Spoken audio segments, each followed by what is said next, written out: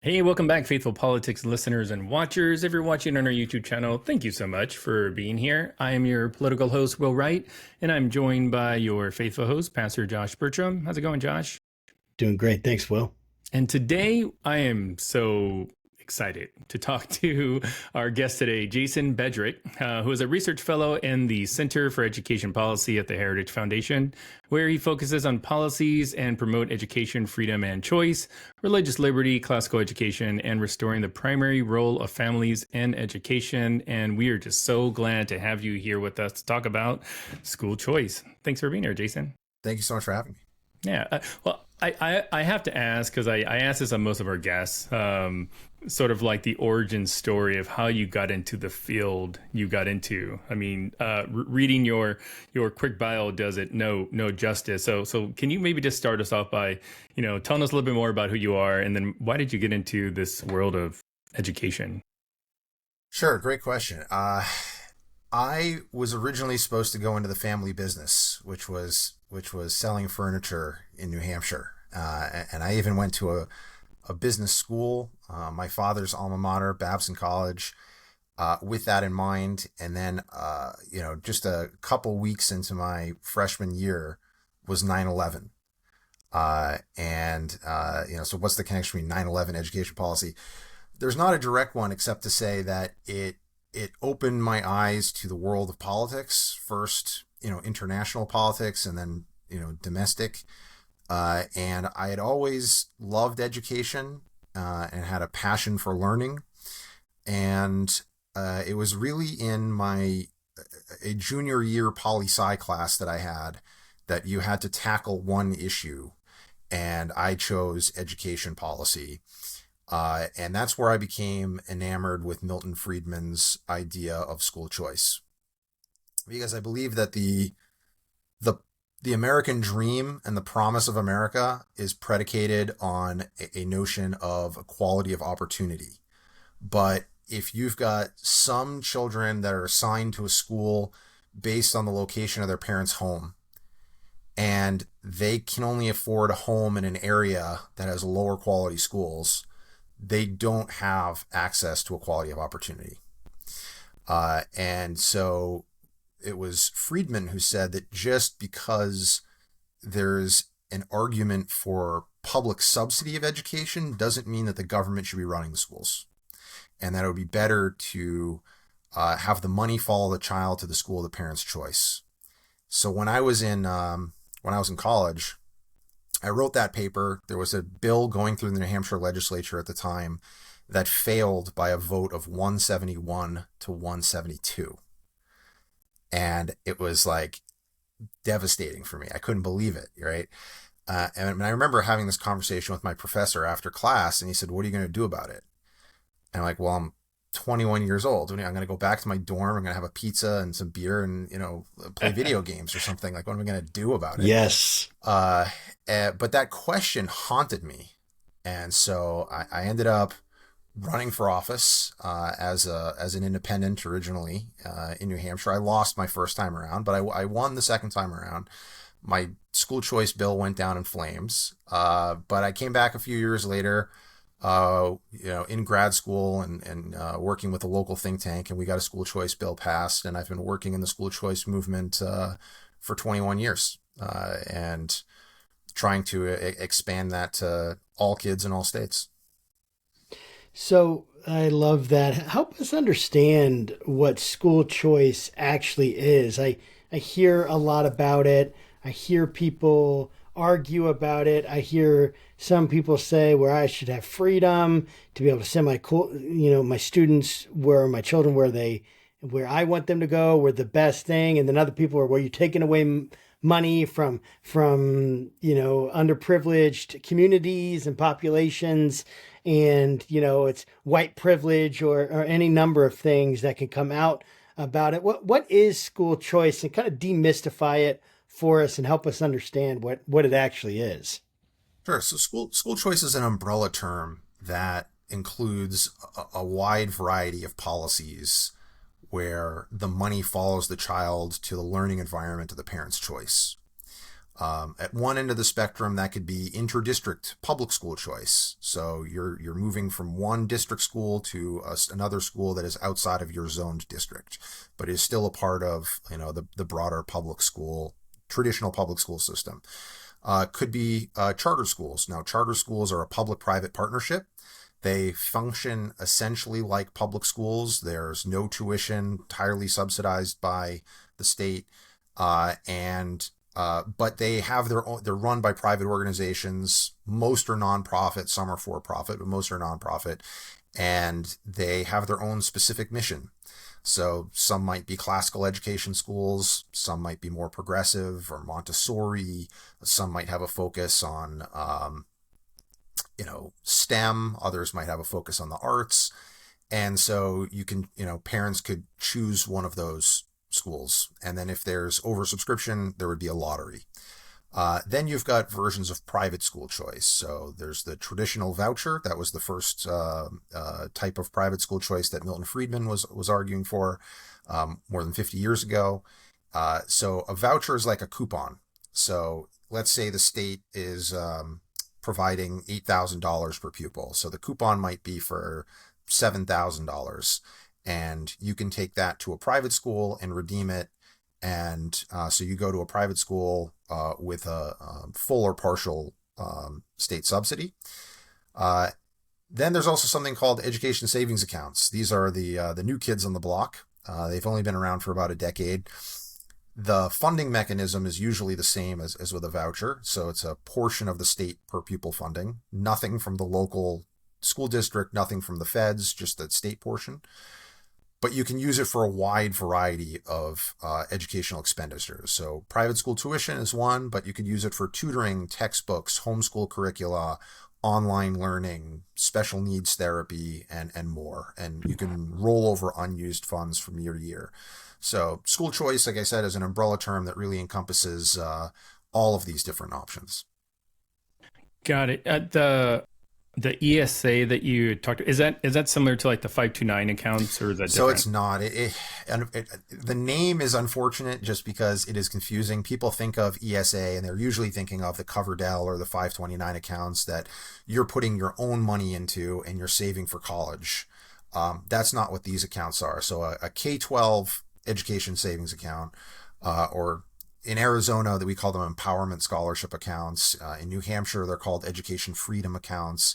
In Wyoming, they're called steamboat scholarships. So they've got different names in different states. But the main difference between the voucher and the ESA is they're both tapping into state funding. Usually something like 90% of the state funds. But with the voucher, it's just a coupon you redeem in one place at one time. And with the ESA, you can spend it in a wide variety of places, and you can roll over unused funds to save for later expenditures. Those are the main differences. Got it. So with the vouchers, like, help me kind of understand that. Like, is it literally just like a piece of paper, like an actual voucher, or is it just like something in the system that says, this kid gets X dollar amount or something like that? Yeah, so it varies from state to state. There's usually not a little coupon. It's more of a metaphorical coupon. But what you're going to do is it's not like a golden ticket. Golden ticket, right? No, you don't get the golden ticket in the mail. But usually there is a document that you're going to have to sign, and then the state is going to provide the funding to the private school that you choose on your behalf. In the case of an ESA, though, in some cases, they actually do have a literal debit card. So in Arizona, they used to have everybody had a debit card. Now some families have debit cards, but most families have an online account, like a class wallet, similar to like a benefit wallet or something like that, where you can use that to either pay your tuition, or you can go on Amazon Marketplace, and there are certain things that you can purchase, only eligible items, so on and so forth. So when I was growing up, public school, you could have homeschool, and we all thought homeschoolers were weirdos. I'm sorry, that's just something silly, but you had the homeschooling, and then and when I grew up, learning more about it. I mean, I thought just public school or private school, that was really it. And that private was just for elites, and people that could pay that kind of money. And they were the ones that got the great education. And we're at the public schools, and you had some home schools, and the home schools, we don't, they're weird. The private schools, they're elite. And then public schools, oh, okay. Well, that's what most of us peons have to go and endure, the public school system. But now, like I became an adult, and I've seen all these different, options, unschooling, let the kid do whatever they want, homeschooling, public, private, voucher, STEM, all these different things. It can be like very confusing, really, to even as a parent figure out what is even best for my child. I have 3 children all in the public school system. And I guess my question for you is, who are the stakeholders involved in this? And what are the incentives and incentive structures like part of it? I mean, I can think you have parents, you have students, right? But who else? Maybe teachers, I guess. Who else is involved in this, where the decision makers, and what makes this so complicated? Why isn't education an easy thing? Why is it so complicated with all these different stakeholders? It's a good question. Certainly the parents and the students, those are the ones that are coming first. The students are the ones that are coming first, but the parents are the ones who know their kids best and love them most. And so they should be the ones that are most empowered to make decisions about their children. And why is it so complicated? Because human beings are complicated, right? And no 2 kids learn exactly the same. I excelled academically. I loved school. Some of my siblings weren't, they're very bright, but they didn't like that schooling environment. I mean, I had a brother who never did his homework, and he would always do very well on the tests, but he just had no desire to do the homework. It was he considered it just a complete waste of time. He wanted to spend all his time on the computer, and he grew up to be a very successful computer programmer.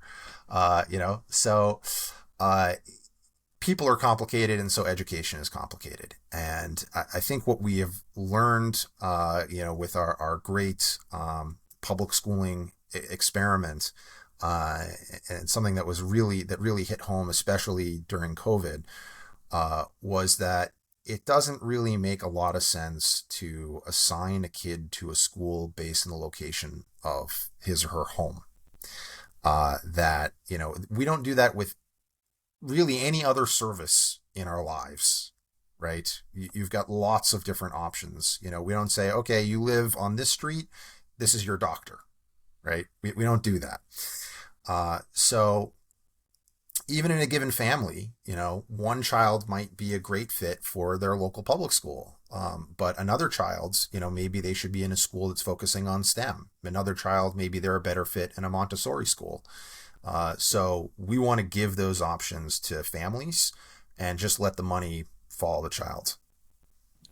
Why does the government care so much about this, do you think? I mean, maybe people think it's obvious, or, oh, that's a weird, dumb question, but I'd love to hear your thoughts on it, because I think it's probably one of the most important questions outside of why do parents and students care?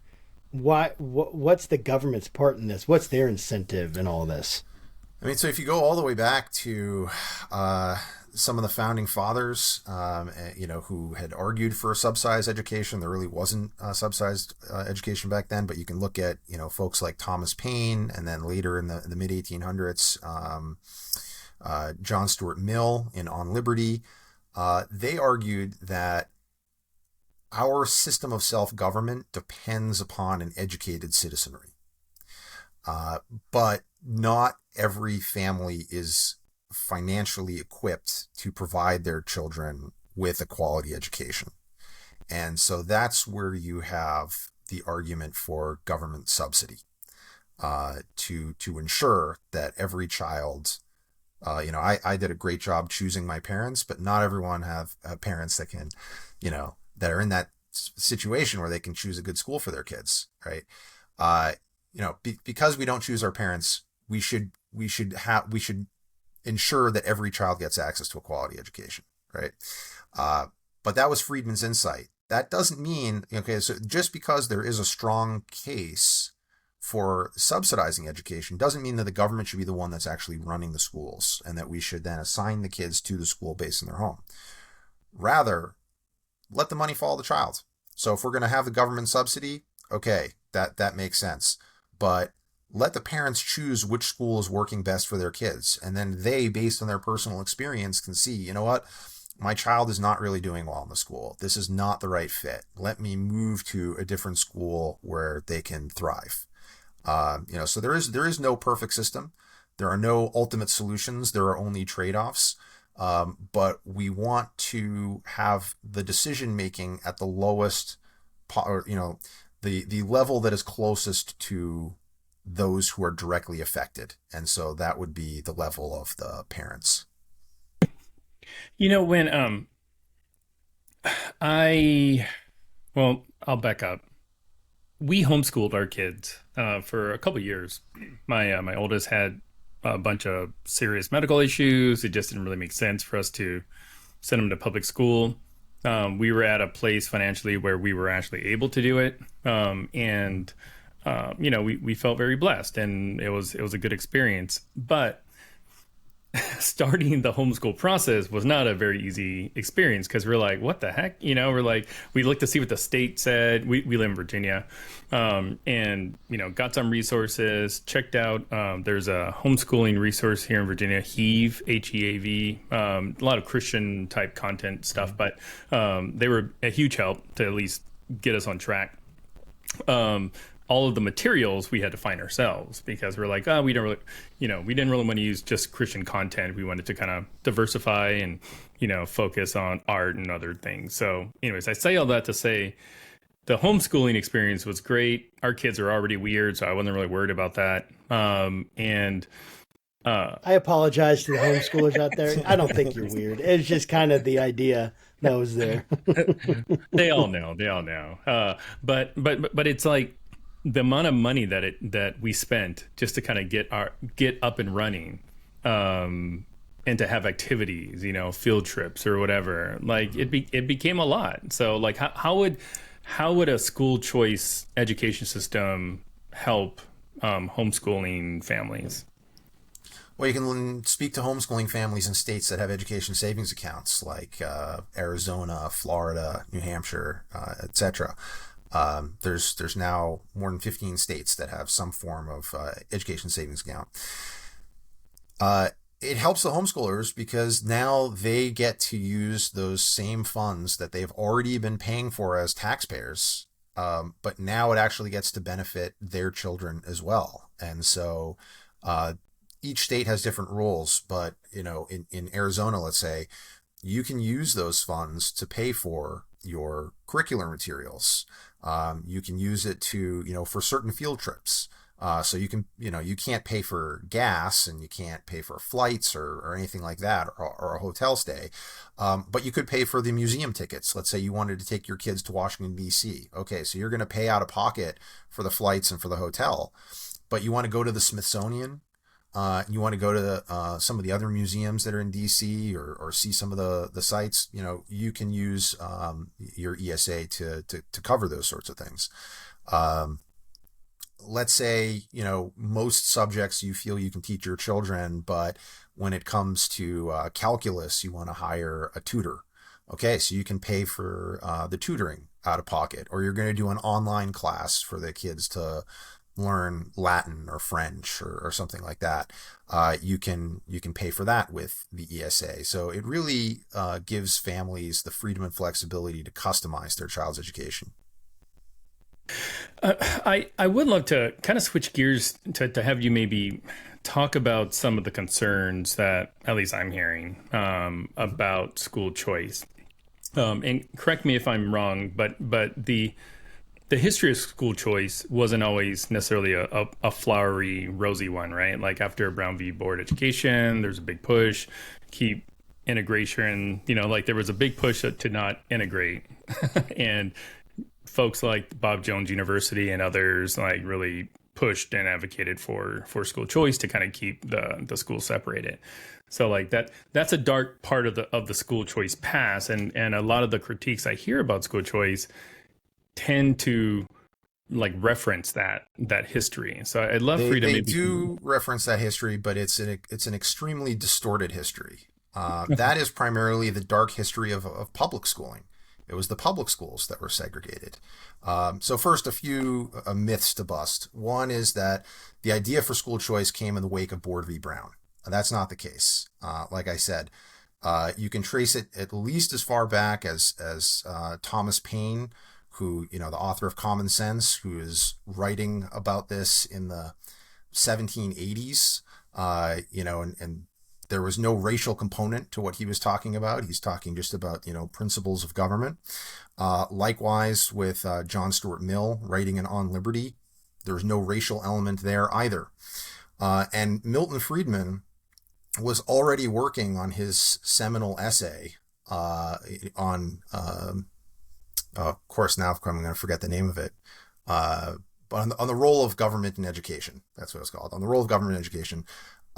Before Brown v. Board. It was published after Brown v. Board, and he references it in a footnote, but he published it before Brown v. Board.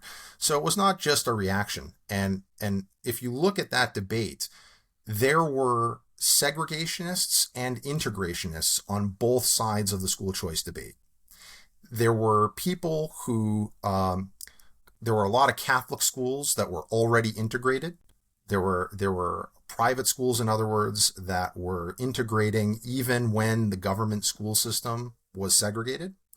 And you had, of course, those who said, we want to, when the government is forcing integration, they're trying to use school choice in order to preserve segregation. But on the flip side, the teachers union in Virginia was arguing against school choice because it would lead to integration. The teachers union in Virginia said, we have already figured out a way of keeping schools segregated by drawing the lines a certain way. And if you allow students to leave, and we've got a certain number of seats in a white district because we've drawn the lines a certain way and that district is white, and they leave to go to a private school, then if black students come in, they're going to have to give them those seats. And it will lead to, and I quote, this is a term that they used, Negro engulfment of the public school system. School choice is going to lead to integration. So there were segregationists that were arguing against school choice, particularly the teachers unions. So yes, I know there are those today who try to use this as a political weapon and say, all the public school people were pure integrationists and all the school choice people were evil segregationists, but that's not the case at all. Both sides, this is just a tool. School choice is a tool, and both integrationists and segregationists were in favor of it, and there were people in both camps that were opposed to it. Well, politics is where nuance goes to die. So Right. I really appreciate you sort of clarifying that. Sure. Yeah, and I'm thinking about this ongoing tug of war between public good and individual and really like kind of family unit freedom. And I would love for you to kind of give me your thoughts on that. Is there a tension there between the public good, the good for the most amount of people, the individual freedom? I mean, obviously there's a tension. It's all trade-offs, right? I would love for you to kind of talk about that.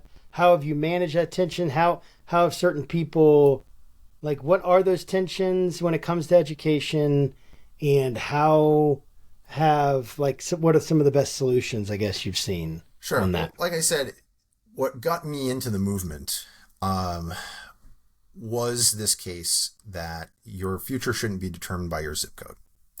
And I find it actually quite ironic that the people who are making the argument that Will just brought up, and I hear it all the time, they're essentially saying that because school choice was used as a tool by some to preserve segregation, 75 years ago, that we should not have it today which means they're the ones that are now standing in the schoolhouse door telling black families, no, you can't get access to the school voucher, right?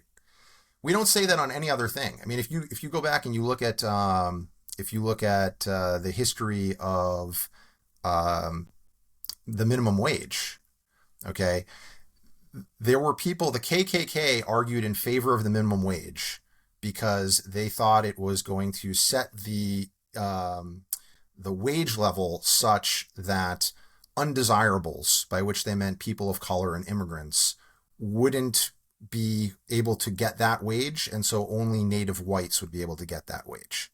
Okay, so you don't hear anybody arguing today against the minimum wage because it was used as a tool by the KKK to keep blacks out of the workforce. Okay, it's just a bad argument. The KKK, by the way, 100 years ago persuaded the state of Oregon to ban private education. Why? Because they were mostly Catholic schools, and they didn't want Catholics having their own schools. And in a case that was decided 100 years ago last month, Pierce v. Society of Sisters, the U.S. Supreme Court unanimously said the child is not the mere creature of the state, that parental rights include the right and the high duty to prepare your children for the obligations of adulthood. The right, in other words, to direct the religious education and upbringing of your children. Is there a tension between, the individual good and the public good? Possibly, in theory, I think there could be. And certainly this is the case that the other side makes. Like, okay, we're going to just have school choice. Everyone's going to choose the school that's best for their kids. But that means that those who are most interested in education, they're going to leave the public school system. They're going to go to a private school. Those kids are going to have a better education. But now the public school system is going to have fewer kids. That means fewer resources. The kids who are in the system are going to be the harder to teach kids, the ones whose parents are not as interested in education. And that means the quality of education is going to deteriorate. And then what's going to happen as it deteriorates is that more families who are interested in education are going to leave. And you're going to have that death cycle, because as more kids leave and the resources leave, the school gets worse, and so on and so forth. That's a totally legitimate concern to have 30 years ago. But now we have lots of experience with states that have enacted robust education choice programs, and we have seen that those concerns have not actually borne out. As a matter of fact, and I'm just going to pull this up, so there have been 30 studies of the effects of the introduction of a school choice program on the performance of public school students. 27 out of 30 studies found a statistically significant positive effect. Okay. So why? Well, number one, the families who are leaving tend not to be, it's not that the cream is going to leave. The top students are going to leave. If you look at Florida, which has had a robust school choice program since the year 2001, right? They've been doing a longitudinal study that looks at all the students who are participating in their school choice program year after year. And what you consistently find is the students who are switching out of a public school have lower test scores on average than their demographic peers. In other words, it's not the best and the brightest who are leaving. If they're doing well in their school, if they're thriving, their parents keep them there. It's the kids that aren't doing as well, that aren't a great fit for this school, that the parents are saying, I need to find something better. I need to find something different. They're the ones who are leaving. So even if the schools did nothing else, you're going to see the public school test scores increase because those other kids that aren't performing well leave. What we find with those students is that after just a few years, they're performing at or above the level of their demographic peers. So those kids are better off. The other schools are better off. But also, just like everywhere else in our life, when there is more choice and more competition, you have higher quality, right? I mean, think of the areas of your life where you've got the worst quality. It tends to be areas where there's either some form of natural monopoly or something close to it, or government regulations have led to just like a small number of, think of like cable companies or something like that, right? It's like the people that you really struggle with are those companies where you don't have many options, and where you've got lots of options, you tend to have better quality at a lower price. So this is what school choice is reintroducing, is that competition. Got it. So, I mean, like, how do you get a bunch of people off of public school, and like into the system? So, for instance, again, I mentioned I homeschool kids are in public school now. Would I homeschool again? Absolutely. Would I love to have money for it? Definitely. So like when it comes to school choice, I'm like, hey, like sign me up.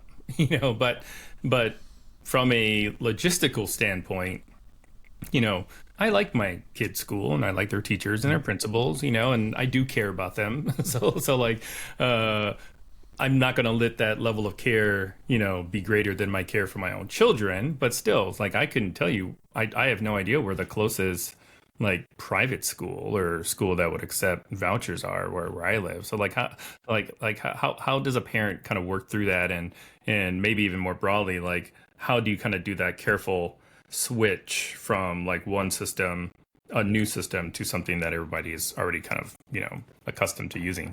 No, great question. So first I would say the goal is not to get everyone into a private school or homeschool. The goal is to get every child into a school that works for them. And if that's a charter school, if that's a traditional public school, whatever it is, we just want to make sure that parents are empowered to make that decision. But yes, as you're switching from one system to another system, there is, you have to educate the populace. And there's a government role there. State Department of Education should be taking the lead in ensuring that every family, just like they know where their local public school is, they should know what the other options are available for them. But we've also seen the private sector and the nonprofit sector step up in this regard. So I'm the board of an organization out here in Arizona called Love Your School. They started, I don't know, is it 5 or 6 years now already?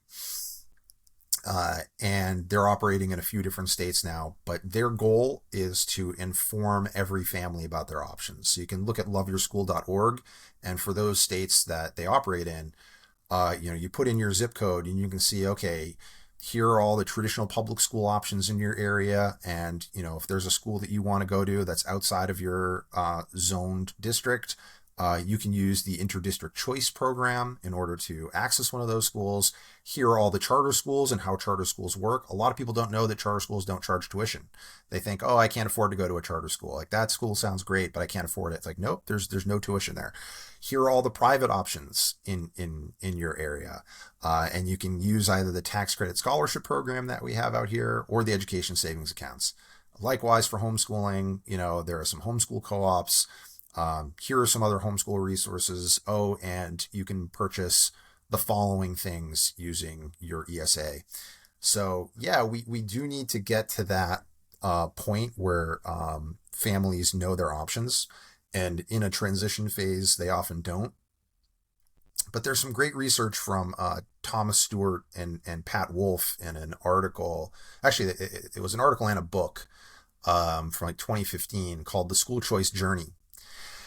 And what they found was that the way parents engaged with education changed in Washington, D.C. after the introduction of a school choice program.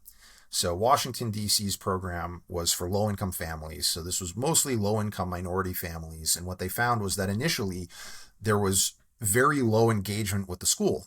And you'll hear this from teachers all the time. It's the parents. They're not engaged. And, so how could you possibly have school choice? Like, they're not gonna, they're not gonna know what to do. Right.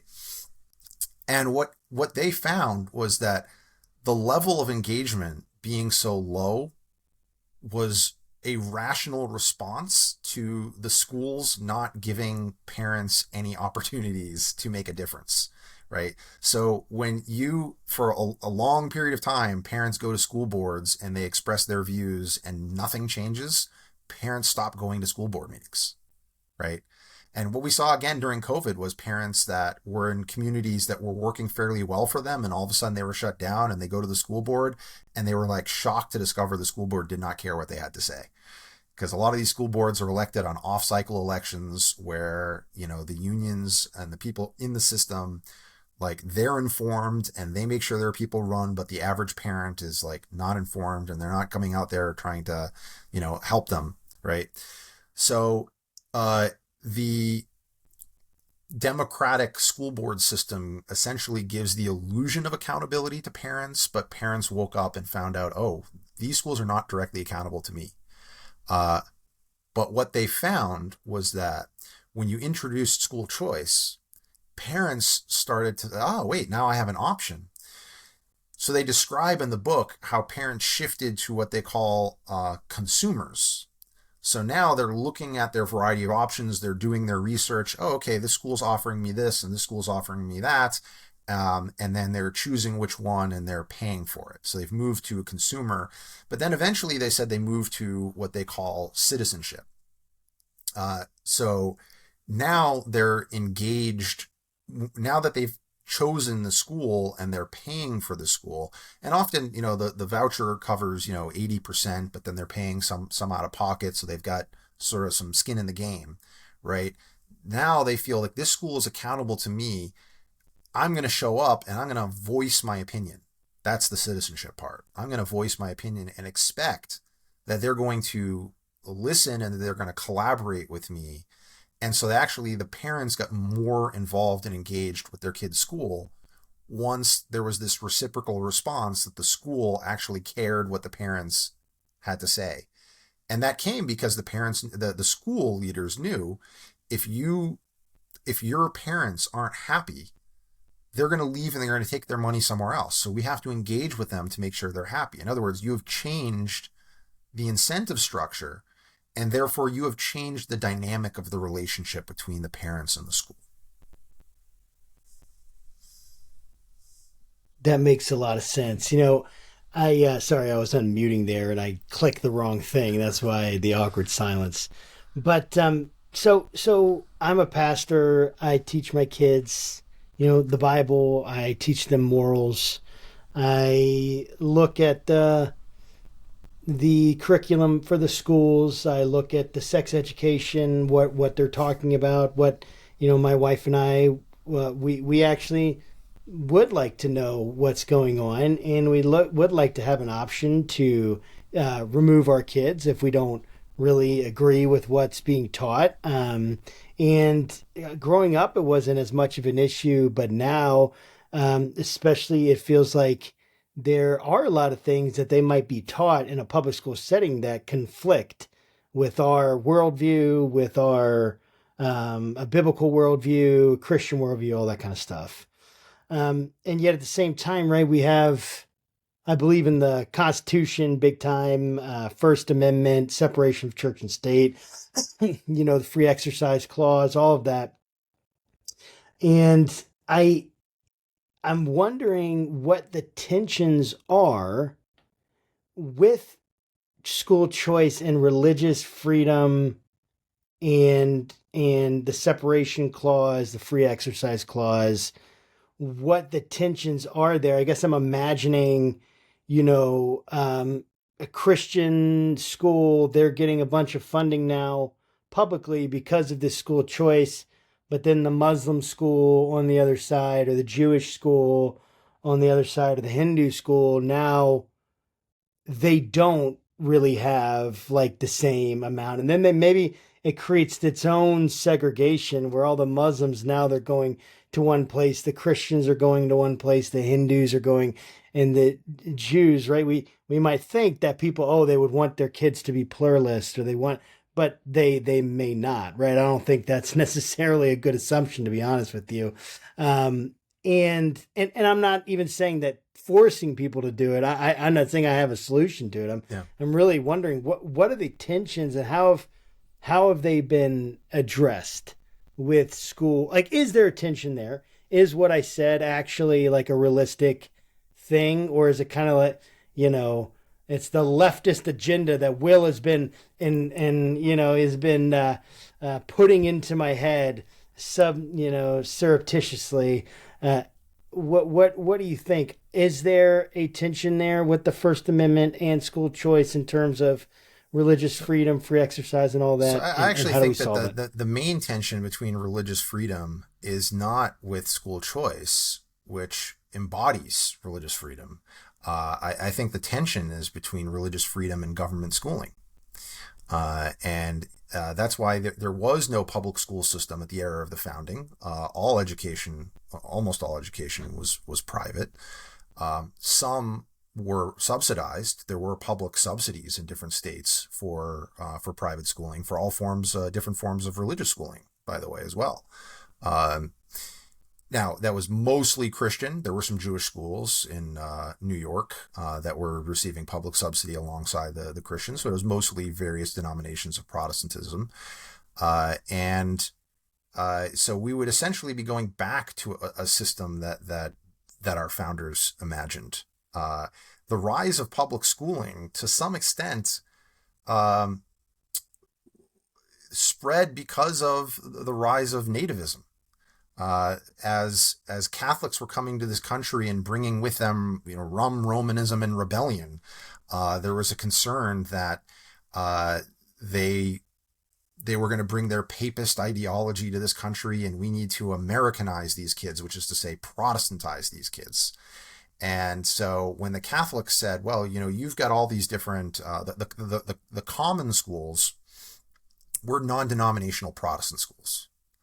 The common schools which be the forerunners to the public schools today. They taught the King James Bible. They led kids in school prayer, but it was a non-denominational prayer. So any Baptist or Episcopalian or Congregationalist would feel comfortable there. And then you're going to teach them your specific doctrines on nights and weekends, but it's going to be essentially a non-denominational Protestant school.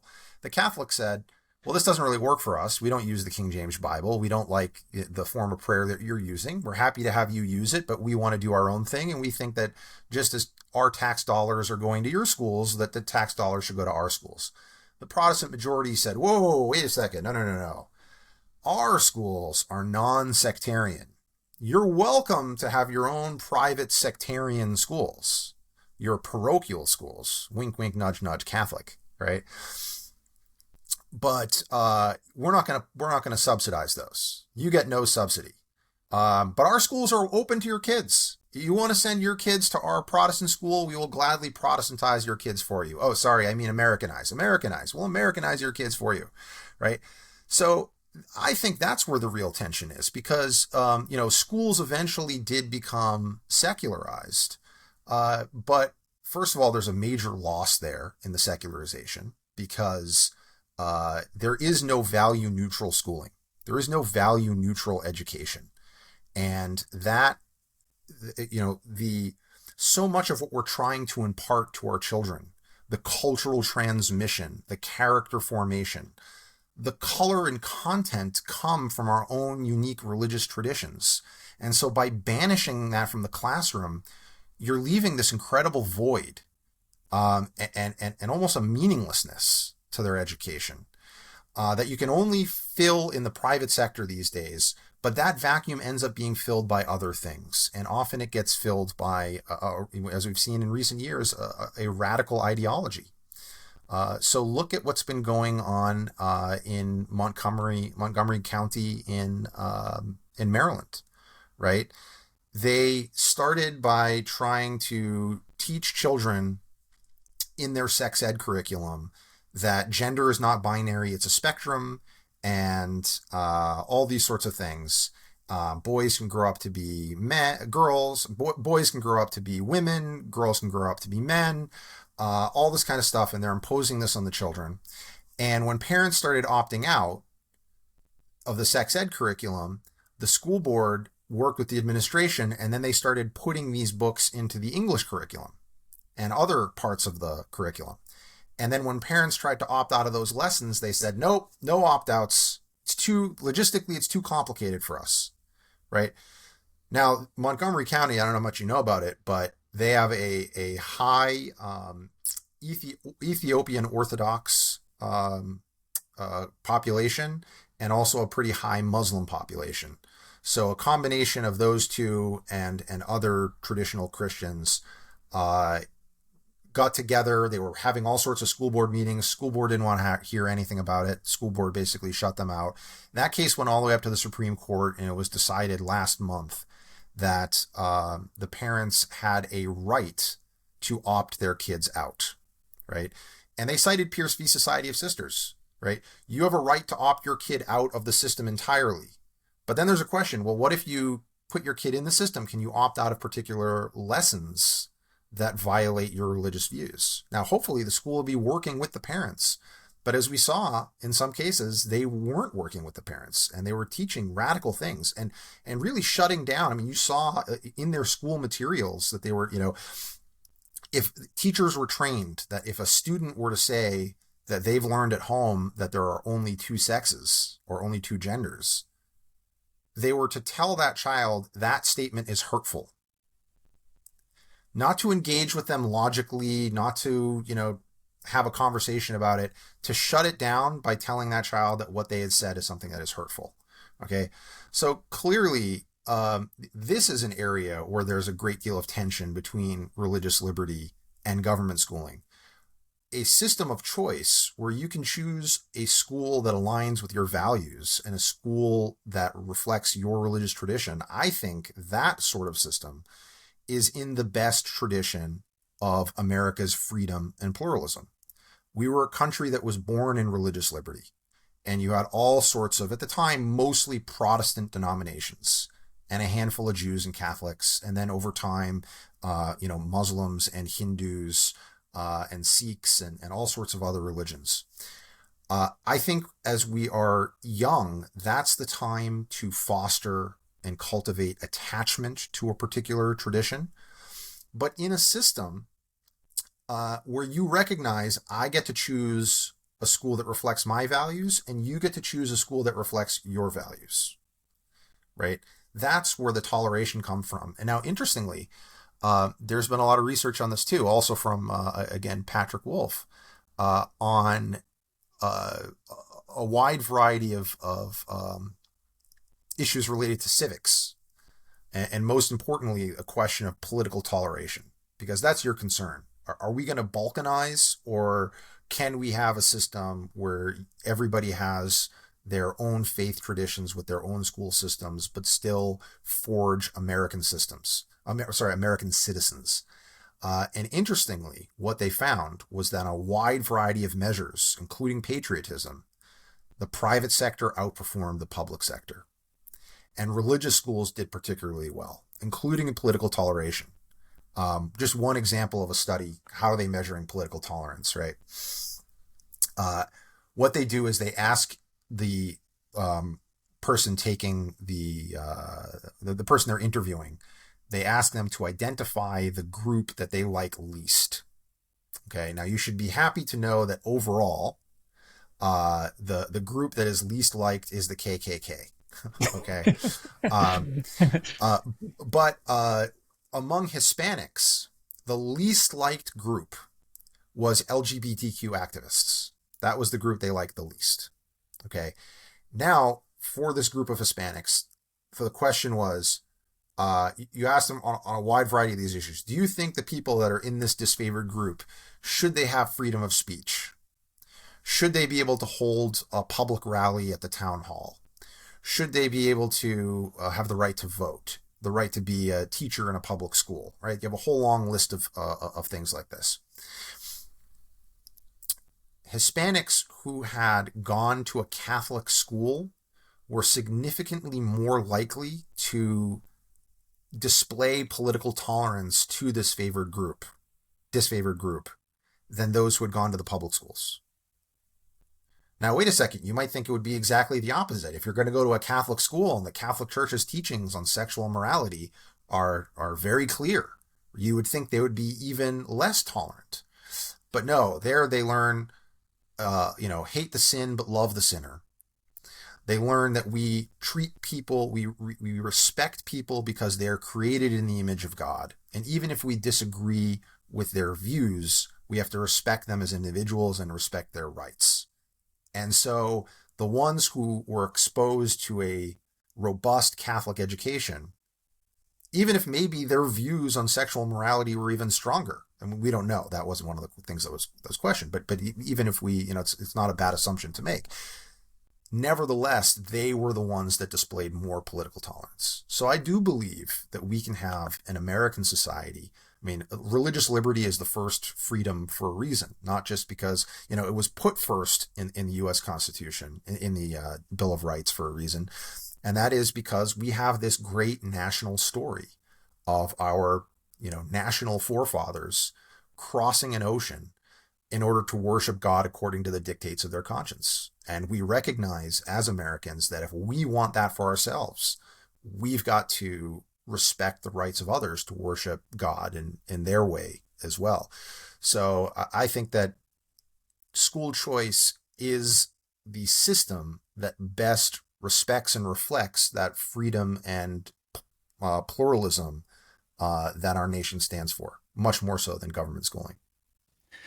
Oh man, I have so many more questions for you, Jason. Like, but I love it. I just love hearing your thoughts. We don't have enough time for me to answer them all, or for me to ask them all. And just so the audience knows, like I sent Jason like this laundry list of questions about school choice. I think we may have touched on maybe 3 of them. So I think we hit a few more along the way, but yeah.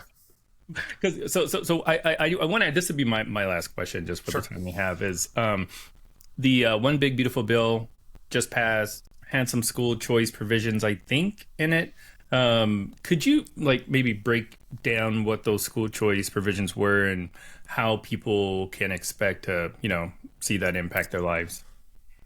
Yeah, we're going to have to, I can give more information after it goes through the whole rulemaking process and we see what the Treasury Department and the Department of Education actually come up with for how this is going to work. But it's based on, there are 23 states now that have something that's called a tax credit scholarship. So it's similar to a voucher in that you get money to go to a private school. But it's the mechanism for paying it is through the private sector, right? So people will make a donation to a scholarship organization, and then they receive a dollar for dollar credit on their taxes. With the Big Beautiful Bill, you can donate up to $1,700 and to a scholarship organization, and then your taxes will go down by the amount that you donate up to that amount, $1,700. The scholarship organization then funds eligible children. So in some states, everyone's eligible. In some states, it's only low-income families that are eligible. I think with the Big Beautiful Bill, it's ultimately open to everybody, but there are, they prioritize low-income families. So we have to see what the mechanisms are going to be exactly for that. In some states, it's first come, first serve. In other states, you have an application window, and then we're going to have a lottery, or we're going to give tier 1 first and tier 2 second and tier 3 third. So I don't really know the mechanics yet. But the other thing is it's opt-in for the state. So it looks like the governor is going to choose whether their state is going to participate in this program or not. An earlier version of the Big Beautiful Bill was all 50 states, but after it went through what they call the bird bath, where the Senate parliamentarian applies the bird rule, you had a different version of it that came out that now it's opt-in. So I'm sorry I don't have more details for your listeners yet. They're just not available yet. But I think one thing that your listeners might be interested in is you might be in a state that has school choice and you don't know it. There are now 17 states where every single child is eligible for school choice. In 2020, that there were 0 states where that was the case. Now there are 17, at least for publicly funded options. So there is a great resource called EdChoice. So EdChoice, edchoice.org, EdChoice, education choice, that they've got a list of every single state and all the all the school choice options in that state. So if you are interested, you very well might live in a state that these options are available to you. And you can find out, it's got all the information for each program, who's eligible, how much you're eligible for, how to access it, so on and so forth. And so I highly recommend checking that out. Yeah, that's awesome. Thanks for giving us that information. I'm like texting Will, I'm like, is Virginia? Are they school choice? And You do. You have a he's tax credit like, scholarship policy in Virginia. nice. Okay. Yeah. Well, I'll look into that. And this is really the last question for you today, or last big question. We'll have just some, housekeeping things, how people can keep up with you. Here's the question. It seems to me that a lot of the issues, they really come down to this core sense of parents know what's best for their kids, and they're going to love their kids more. They interact with their kids more. It's their children, right? I mean, we're citizens of the United States, but they're our children. That family unit is the unit that the society's built on. That's great. And I agree with that completely. But the tension is that the government wants its citizenry to be educated, and parents are going to want to educate their children differently, in different ways and with different values. And I think the values issue is the biggest one in my mind. It's a core, right? One of the core issues. How do you believe that there is enough shared value? And I think I might know the answer to this question based on your what we've already talked about, but I would love for you to articulate it even more specifically for this.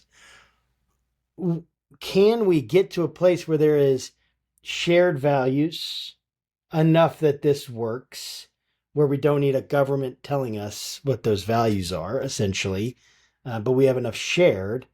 And how with that, almost educational standards, how do you ensure educational standards? I know that those are not the same question. I know that values and educational standards are different, but they interact in my mind in terms of moral teaching, for sure, teaching of character and the standards there, and then the standards of what should be known, for anyone, math, reading, all these different standards. How does that work within the school choice system? And how do you see that playing out? That's a great question. So in the first case, like I said, there are no ultimate solutions. There are only trade-offs. And parents can certainly make mistakes. Just because we say, parents are the primary educators of their children, and we trust parents, generally speaking, and they're in the position to, know their children best and love them most, doesn't mean parents aren't going to make mistakes. Okay. So the question isn't, education utopia versus, whatever system you're proposing. It's, of the realistic systems, which one is going to produce the best outcomes, generally speaking, for children? Not that it's always going to come to the right answer, but if a parent makes a mistake, as tragic as that is for their kids, it's a lot different than when a state bureaucrat makes a mistake and affects the lives of tens of thousands or hundreds of thousands of children. When a whole state goes from phonics to whole learning, to whole language, right? And then you got a whole generation of kids that don't read as well as they should be, right? That's much more tragic than if one particular family makes a mistake like that. As far as the question of shared values, I think this is something that is too important to leave to government. And we have essentially, as a society, I think, unfortunately, outsourced that to government for too long.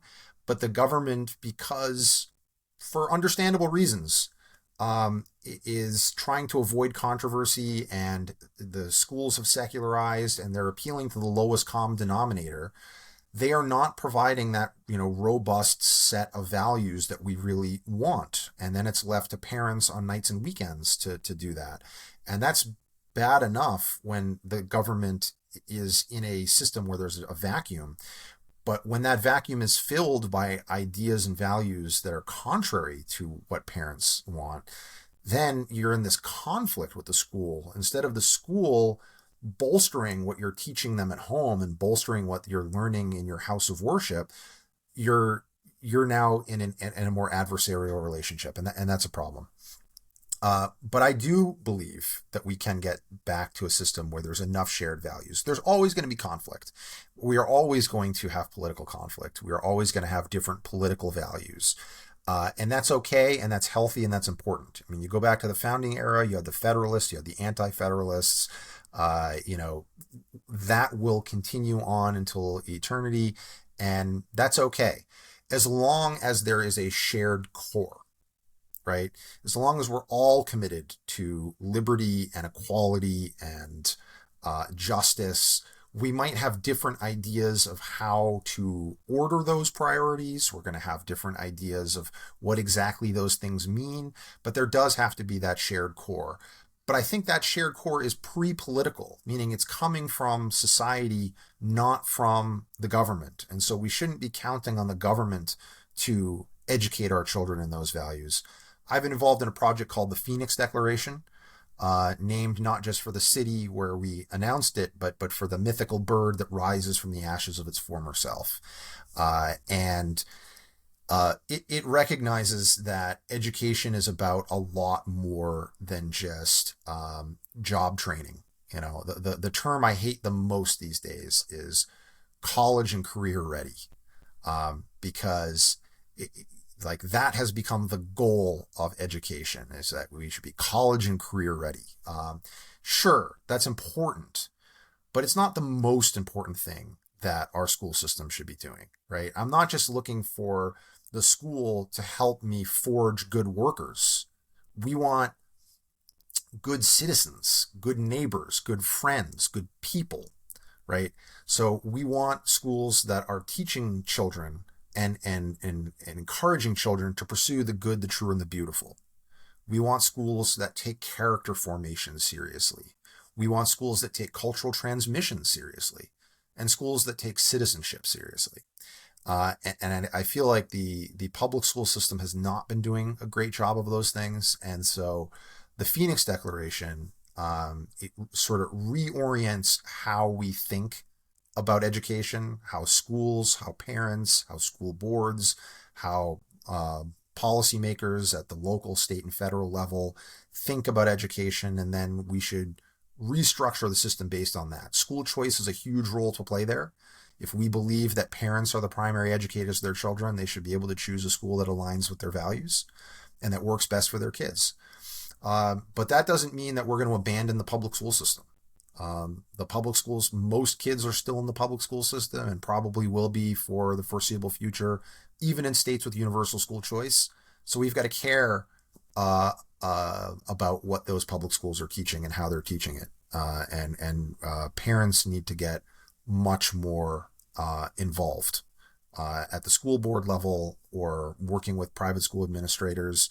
They need to know what's going on in the classroom. So you mentioned about school standards. Real accountability is not top-down regulations. We've got to get out of that paradigm where, you know, accountability means the government has a rule, right? Real accountability is when an institution is directly accountable to those who bear the consequences of their performance. And in that case, it's the children and their parents. They need to be the ones that are in the driver's seat. I like that. I appreciate it. How can people follow you in your work, and how can they, like, what do you have coming up that you want to tell them about? Sure. They can follow my work. I'm at the Heritage Foundation, so heritage.org. They can also find me on X, at Jason Bedrick. The Phoenix Declaration is something that we announced it earlier this year in Phoenix, and we are looking to get school boards to adopt it. So you can, if you just Google Heritage Foundation Phoenix Declaration, it'll pop right up, and I'm easy enough to find. If anybody is interested, if you think this is good for our school board, I'd be happy to have that conversation with you. Well, that's great. Well, thank you so much, Jason, for coming on the program, spending a little time with us today, and giving us not just your time, but your insight. I really appreciate it. Thank you for having me. I appreciate it. Absolutely. It was our pleasure. And to our friends and viewers, guys, thanks for joining here today. Make sure you're liking and subscribing, doing the stuff that hacks the algorithm. We really want to get this great content out to you and your friends. So make sure you're sharing it. This is good stuff. And we want to make sure that we're able to keep doing it. So please share so we can keep growing, keep producing this great stuff for you. And we'll make sure that we put links in the show notes for all of Jason's, what he's doing there at the Heritage Foundation, at the Center for Education Policy. And until next time, guys, keep your conversations not right or left, but up. Thanks and God bless.